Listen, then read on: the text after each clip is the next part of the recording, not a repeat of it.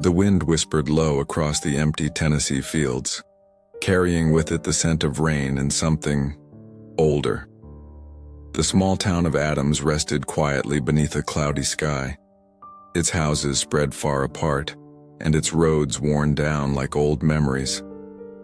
A line of trees marked the edge of a forgotten place, one that locals still spoke of only in hushed voices. Children were told stories of the Bell Witch, a spirit said to haunt these woods for over 200 years. Most called it folklore, just an old ghost tale passed down to scare little ones into behaving. But others, those who had lived here long enough, believed differently. They remembered the knocks on their windows late at night, the soft whispers in the dark, the feeling that someone was standing right behind them even when no one was there. On the edge of the town stood an old farmhouse. Its wood was gray with age, the porch sagging under years of storms and silence. No one lived there now. Not since the Bell family. Some say it began with a strange noise in the walls. Others claim the daughter saw a woman with black eyes in the orchard. But all agree on one thing: whatever came to the Bell family never left. And when the wind turns just right, you can still hear her voice, calling. The year was 1817, and the Bell family had a good life in Tennessee. John Bell, the father, was a strong and kind man. He owned a big piece of land where he grew corn, raised animals, and hunted for food. His wife, Lucy, was gentle and loving. She cooked warm meals every night and made sure their children were safe and happy. They had 6 children, but the youngest daughter, Betsy, was the one everyone talked about most. Betsy was sweet, polite, and curious.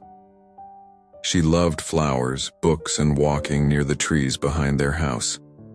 Her favorite time was evening when the sky turned gold and pink and the fireflies began to dance in the air. The Bells lived in a 2-story farmhouse built with thick wood. It was surrounded by rolling hills and quiet forests. Their home stood far from other families, and at night it was so silent that you could hear every sound: the creak of the floorboards, the hoot of an owl, or the wind brushing against the windows. At first, nothing seemed strange. Life was peaceful, but then small things began to change. It started one night when John was sitting by the fire reading his Bible. He heard something soft, a scratching sound, like fingernails moving along the wooden walls. He paused, looked around, and waited. The sound stopped. He thought maybe it was a mouse. But the next night the sound came again, this time louder. It moved from wall to wall, as if something was crawling around the outside of the house. John went outside with a lantern, but he found nothing. Then, the children began to hear whispers, not loud or clear, just faint voices when they were trying to sleep. Betsy said it sounded like a woman's voice calling her name from the hallway. When she looked, no one was there. Lucy tried to comfort her children. She said maybe the wind was playing tricks or the house was settling with the cold. But even she started waking up with cold chills on her skin and strange dreams she couldn't explain. One morning, John found their youngest son crying in the kitchen. He had bruises on his arms and said something had grabbed him in the night. He said he felt hands pull him from the bed, but when he screamed, nothing was there. John didn't know what to think. He was a religious man. He believed in good and evil, but this was different. He spoke to the local pastor who came to pray inside the house. But the strange events didn't stop. In fact, they got worse. Doors began to slam on their own. Furniture moved without anyone touching it. And Betsy, sweet Betsy, began to change. She stopped going for walks. She hardly spoke. Her eyes always looked tired, like she hadn't slept in days. And when she did speak, her words were strange. She said she saw a woman in black standing at the foot of her bed. She doesn't blink. Betsy whispered one night. She just stares at me and laughs. John knew something was deeply wrong. The family was no longer safe, not even in their own home. And the land, his proud farmland, felt cursed. The trees near the orchard stood too still. The animals were restless. The air itself felt heavier each day, like something unseen was pressing down on everything. Neighbors started to talk. Word spread that something was haunting the Bell house. Some said it was a spirit, angry and full of hate. Others believed it was a witch, one that had been wronged and now wanted revenge. The townspeople began calling it the Bell Witch. And for the Bell family, this was only the beginning. Betsy Bell began waking up with scratches on her face and arms. They looked like long, thin lines, too straight to be from her own nails. Lucy tried to treat them with herbs and ointments, but they kept coming back. Some nights Betsy would scream in her sleep. Other nights she'd wake up gasping for air, saying invisible hands were around her throat. Her brothers began sleeping in the same room to protect her, but even they couldn't stop it. Something walks around the bed at night. One of them whispered to their father, "We can hear it, footsteps, but there's nothing there." John Bell grew pale and tired. He didn't speak much anymore. He spent his days walking his land in silence, and his nights sitting by the fire, listening, always listening. The strange knocks were now constant. They echoed through the house at all hours. Sometimes they came from the ceiling, other times from inside the walls. The Bell children learned not to react. They sat still, eyes wide, pretending not to hear. But everyone heard them, even visitors. One evening, a neighbor named James came by to check on the family. He was a calm, brave man who didn't believe in ghosts. He sat with John and Lucy for tea, trying to comfort them. Suddenly, a deep voice filled the room. "I see you, James." The voice didn't come from a person. It seemed to come from the air itself, low, cold, and full of hate. James jumped up, his hands shaking. He looked under the table, behind the chairs, even outside. Nothing. He never came back. The Bell family became quiet and isolated.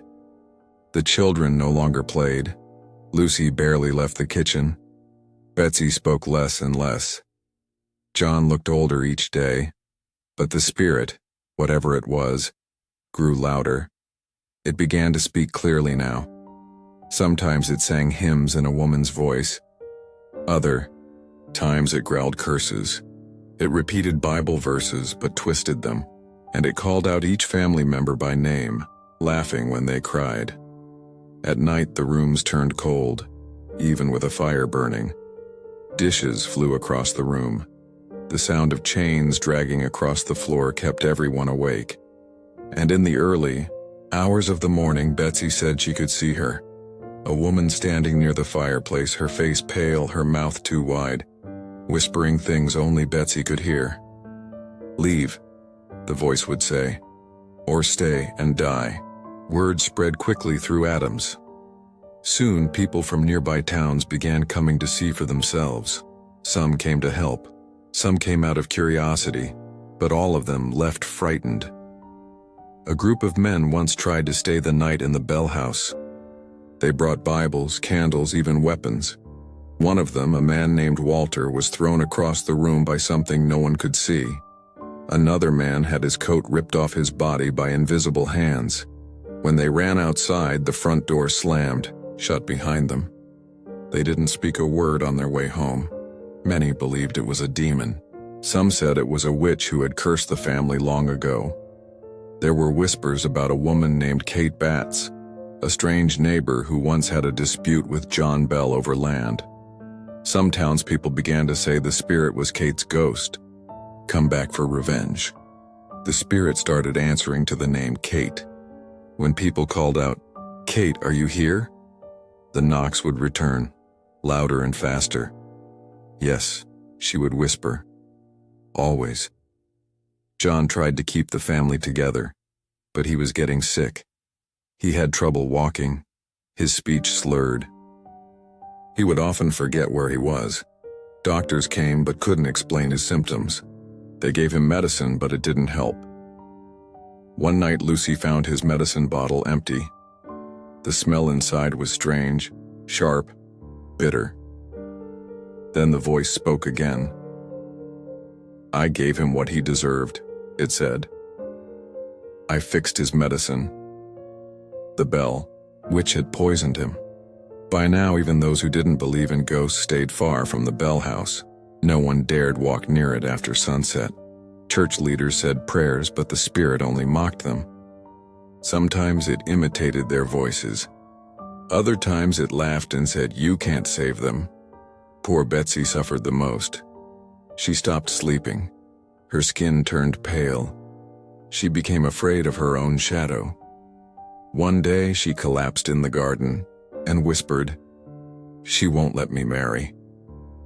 Everyone knew Betsy was engaged to a young man named Joshua Gardner. He was kind and strong and deeply in love with her.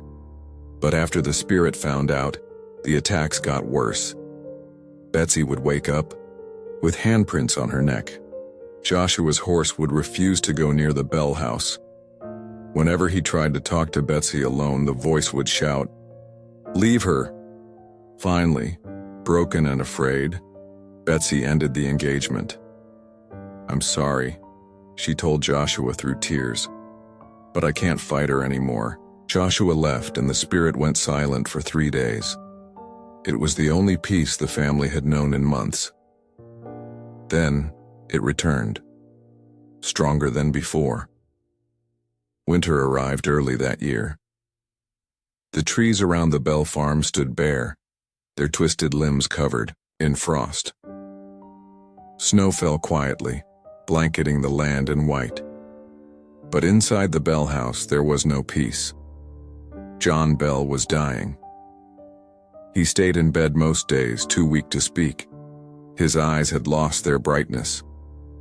Lucy sat by his side, holding his hand, whispering prayers.